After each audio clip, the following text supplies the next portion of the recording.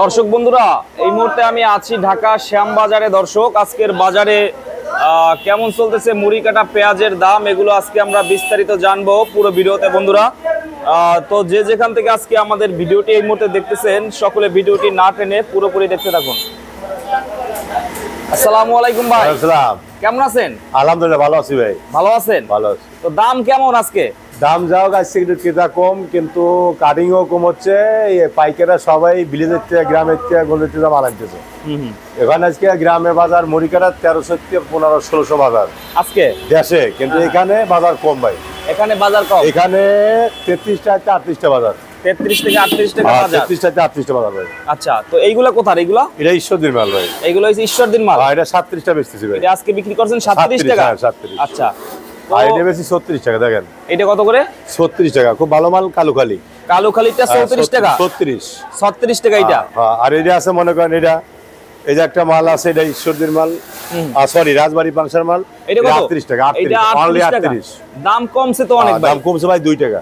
2 টাকা। তবে এটা কমা না বাজার। আমি দেশের বাড়িতে, দেশে আজকে বাজার বেশি, সব পাইকাররা বিলেতে যা মাল কিনতেছে, যার জন্য দেশে বাজার বেশি। এখানেও 2-1 দিনের ভিতর 40-45টা বাজার হয়ে যেতে পারে, 2-3 দিনের ভিতর হইতে পারে। হ্যাঁ, আমি দৃঢ় বিশ্বাস বাজার বাড়ি যাবো। আমার দৃঢ় বিশ্বাস বাজার বাড়ি যাবো। তো এখন এই যে কৃষক ভাইদের কি অবস্থা ভাই? কৃষক ভাইদের কান্নাকাটি থামেই নেই। কান্নাকাটি তালেই আছে। এই যে আগে যে 60 টাকা মাল বেশি, তখন কিন্তু 20 টাকা লস ছিল।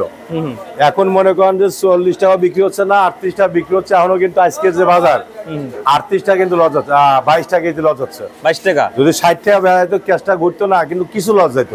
এই জন্য 60ও বেচা যেত, তাহলে এখন যে মাল বিক্রি হচ্ছে 38-37, এখনো 22 থেকে 23 টাকা প্রতি কেজি গৃহস্থ লস। তবে সেই লসটা ঘাটতি করার জন্য 2025 সনে যে আলি বীজ আছে, এই আলি বীজের সরকার কৃষককে মূল্যায়ন করতে হবে, যাতে আলি বীজটা যদি 60 থেকে 70 দাম বাড়িয়ে দেয়, তাহলে কিন্তু কৃষক একটু অগ্রসর হয়। 2026 সনে ভারতকে টাটকা জবাব দিতে পারবে। ভারতকে? হ্যাঁ, ভারতকে টাটকা জবাব দিবে। ভারতের একটা জাত আছে নাসিক জাত, বাংলাদেশে। ওটা কিন্তু 100 প্লাস 200 প্লাস 180 থেকে 200 প্লাস প্রতি 33,000 বিঘে জন্মিতেছে। ওই মালা দিয়ে 2026 সনে টাটকা জবাব দিতে পারে। কিন্তু সেই জন্য এই কৃষকের জন্য মূল্যায়ন করতে হবে সরকারের, যাতে 2025 আলি বীজ আছে, মুড়ি কাটা শেষ হয়ে গেল, আর 15-20 দিন আছে মুড়ি কাটা। এই জন্য আমাদের ঘরে কিন্তু ফাল্গুন মাসের প্রথম সপ্তাহে আলি বীজ পাবো। এই জন্য বলতেছি যে কৃষককে মূল্যায়ন করে আলি বীজের দামটা একটু ঠিক করে দিক, যাতে আমরা কৃষকের স্বাধীনতা, আমাদের এই জিনিসটা দাম হলে পরে আমরা বাড়া আরো লাগাইতে পারে। এই জন্য আমি বলি 2026 সনে যে টাটকা জবাব দেবে, এই নাসিক বাংলাদেশে জন্মেছে, ওই পিজে ভারতকে টাটকা জবাব দিতে পারবে। সেই জন্য কৃষককে অনেক মূল্যবান করতে হবে, নিজের আপন ছেলের মতন মনে করতে হবে। এখন 3 বস্তা আলু দিয়ে 1 বস্তা পেঁয়াজ পাওয়া যায় না। এখন বর্তমান যে আলুর দাম হয়েছে, মনে করেন আজকে একটু বাজার বেশি, আলুর 15 থেকে 17 টাকা বাজার। তবে এখনো কিন্তু 3 বস্তা আলু কি বেশি 1 বস্তা চাউল হয়, ভালো চাউল। মানে আর বাদ বাকি মাছ সদাই কিন্তু হয় না। 3 বস্তা আলু বেশি, 1 বস্তা চাউল, ভালো চাউল কিনা যায়, কিন্তু মাছ মাংসের কাছে তো যাওয়া যায় না। এই জন্য প্রত্যেকটা জিনিসের আলু পেঁয়াজ এগুলো দাম সরকারের নিয়ন্ত্রণ রাখা লাগবে। 60 থেকে 70 টাকা যদি পেঁয়াজের বাজার দেয়, আর 35 থেকে 40 টাকা 35টা আলুর বাজার দেয়, বা 30 টাকা যদি আলুর বাজার দেয়, তাও কৃষক কিন্তু বাইরে থাকবো। এই যে ইতিমধ্যে মনে করেন মালয়েশিয়া আমাদের বাংলাদেশে আলু যাচ্ছে, আবার নেপালও 42 মেট্রিক টন আলু যাবে। এবং এই জন্য মনে করতেছি সরকারের, যাতে 2026 সনে এই বাংলাদেশের পিস বাইরের রাষ্ট্রে রপ্তানি করতে পারে। এই জন্য কৃষককে সহায়তা করতে হবে। সহায়তার মধ্যে সার, বীজ, কীটনাশক, এভরিথিং, যে কৃষকের যে জিনিসপাতি লাগে, জিনিস পাওয়ার সহ সব জিনিসের দাম কমাতে হবে। ইন্ডিয়া থেকে তো এখনো পেঁয়াজ আসতেছে। ইন্ডিয়া থেকে এখনো পেঁয়াজ আসতেছে। আগে যে আইপি করা ছিল, ওই আইপির মালই আসতেছে, কিন্তু আবার ইন্ডিয়ার নতুন করে পেঁয়াজের দাম কমাতে হয়েছে। কিন্তু শুল্ক বাড়াইছে, কমাও কিন্তু দাম লাভ হচ্ছে না। শুল্ক বাড়াও কিন্তু বাংলাদেশের ক্ষতি হইতেছে। ভারতের পেঁয়াজের দাম কমা দিয়েছে 3 থেকে 17 টাকা কেজি, বাংলাদেশে 42 থেকে 45 টাকা পরে খরচ। এই জন্য ওখানে 48-45 বেশি 2 টাকা লাভ হয়ে যায় ভাই। তাও বর্তমান বাংলাদেশের ব্যবসায়ীদের 1 থেকে 2 লাখ টাকা লস হচ্ছে এই এলসিআই নিয়ে। হ্যাঁ, আগে ছিল 4 থেকে 5 লাখ টাকা লস। এই যে একটা মাল আছে, এই যে ঈশ্বরদীর মালটা, 38 টাকা বেচতেছি, খুব ভালো মাল। 38 টাকা? হ্যাঁ, 38 টাকা। 100 মাল, হাই সুপার কোয়ালিটি। তো সেই জন্য আমি সরকারকে বারবারই বলি যে কৃষকের প্রতি লক্ষ্য রাখতে হবে, যাতে বাংলাদেশের কৃষক পিস জন্মায় সাফল্য হয়, আলু জন্মায় সাফল্য হয়। যদি আলু এবং পিস যদি সংকট কমায় বাংলাদেশে 2026 কিন্তু আমরা কান্নাকাটিও সারা দিতে পারবো না। তখন কিন্তু ভারত আবার 200 টাকা কেজি পেঁয়াজ নেবে, শুল্ক দেবে 50%, 40%, তখন কিন্তু আবার সংকটে পড়ে যাবো। সেই জন্য সেই পদক্ষেপটা আজকে নিতে হবে, এবারেই নিতে হবে। এলসিপির জন্য 48 ঘন্টার মধ্যে এলসিপি বন্ধ করে, নইলে আমরা কিন্তু কৃষক মারা যাবে। আলু বীজ সামনে এলসিপি 48 ঘন্টা বন্ধ করে বৈশাখ মাস পর্যন্ত বন্ধ রাখতে হবে, নইলে আলু বীজ সংকটে পড়ে যাবে। 2026 সালে পিজ অমিল হয়ে যাবে, কৃষকরা পিজি লাগাবে না। সেই জন্য সেই পদক্ষেপ এবার নিতে হবে 2025 মধ্যে। আলি পেঁয়াজের দাম কেমন থাকলে ভালো? আলি পেঁয়াজের দাম আমার মনে হয় 60 থেকে 65-70 টাকার মধ্যে থাকলে কৃষক বাঁচবে। আমার মনে থেকে হচ্ছে 800-1200 টাকা পিস এবার থাকবে। কত? 800-1200, অর্থাৎ 20 টাকা থেকে 30 টাকা কেজি পর্যন্ত আলু বীজ থাকবে এবার বছরে প্রথম। হ্যাঁ প্রথম। সেই জন্যই বলতেছি বাইরের কোনো রাষ্ট্রের মাল যেন না আনা যায়, কৃষককে বাঁচানো। 90% 95% কিন্তু জমি কৃষক পিস লাগাইছে বাংলাদেশে। এবার ইরিজানের জমি ভাঙিয়ে পিস লাগাতেছে এখনো। এই অবস্থা। এই জন্য আমি বলতে চাই কৃষককে মূল্যায়ন করা হোক, যাতে বাংলাদেশের সোনার বাংলা সোনাই থাকে। তো এখন আলু নেপালে যাই, ইতিমধ্যে হ্যাঁ আমাদের বাংলাদেশে আলু নেপালে যাচ্ছে, মালয়েশিয়া যাচ্ছে। আবার বাংলাদেশে যদি সুখবর আছে, সেটা হলো 3 রাষ্ট্রতে কিন্তু আলু চুক্তি হয়েছে, আমাদের বাংলাদেশে প্রবেশ করবে। কিন্তু আমাদের বাংলাদেশ সরকার আনবে কখন? যখন আমাদের সংকট পড়ে আলুর, তখন। কিন্তু আর ভারতকে বয়কট করছি, ভারতকে আনবো না। ভারতের আলু আনা না, অন্য রাষ্ট্রে আলু আসবে বাংলাদেশে, যেমন আমাদের দরকার। এক সময় আসতো আলু, আর দিলেও আমরা আনবো না। ওরা কিন্তু এই আলু পেঁয়াজ নিয়ে ওরাই সিন্ডিকেট পড়েছে আমাদের সাথে। সেই সিন্ডিকেট কিন্তু ওরাই পড়েছে, ওরাই এখন পড়েছে যে বাংলাদেশ আলু নিচ্ছে না। আমাকে কিন্তু দেয় নাই, আমরা অনেক রিকোয়েস্ট করছি, আলু দেয় নাই। বাংলাদেশের সরকার পিস আলুর জন্য খুব রিকোয়েস্ট করছে। যখন 90 টাকা পেঁয়াজ আলু হয়েছিল, 80 টাকা 70 টাকা আলু হয়েছিল, বাংলাদেশের সরকার কিন্তু তখন আলু পিস চাইছিল, দিছিল না।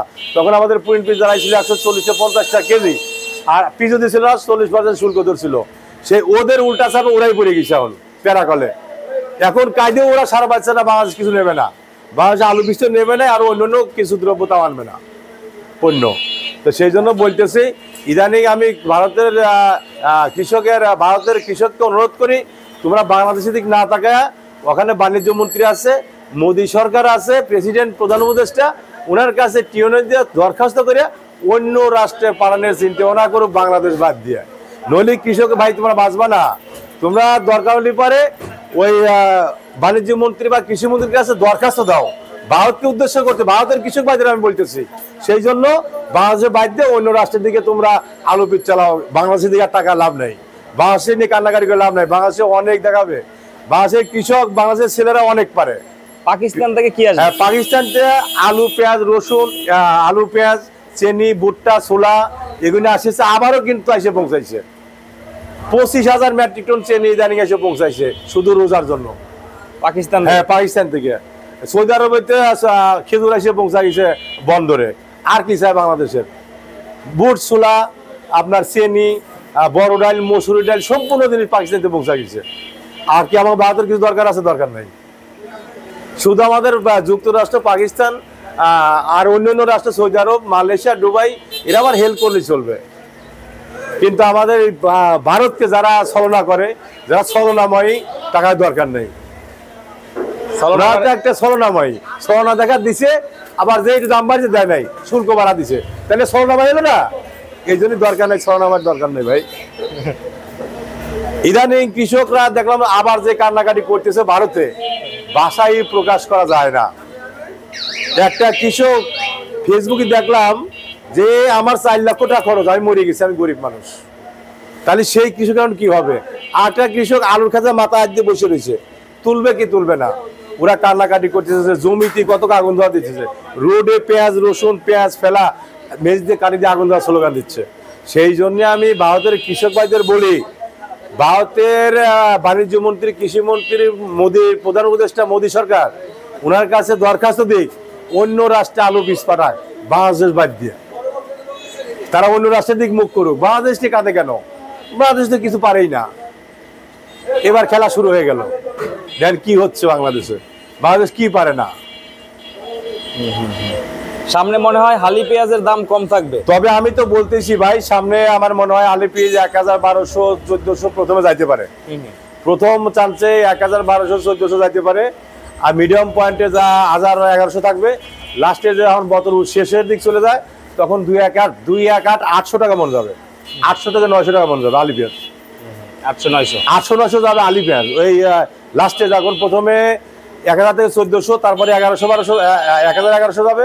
যখন মানুষের চাঙে উঠে যাবে, মানুষের চাঙে উঠে যাবে, কামলা পথে দাম দেবে, তখন 800 থেকে 900 টাকা 1000 বাজার যাবে, 1000।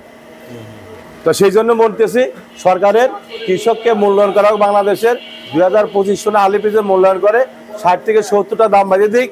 আর যদি অতিরিক্ত দাম বাড়িয়ে দেয় তারপরে কঠোর নজরদারি হবে বাংলাদেশে। 80-90 জনে না হয় 60-70 টাকা বাজার বাড়িয়ে দিলে এটাই ভালো হবে। ঠিক আছে ভাই, থ্যাংক ইউ।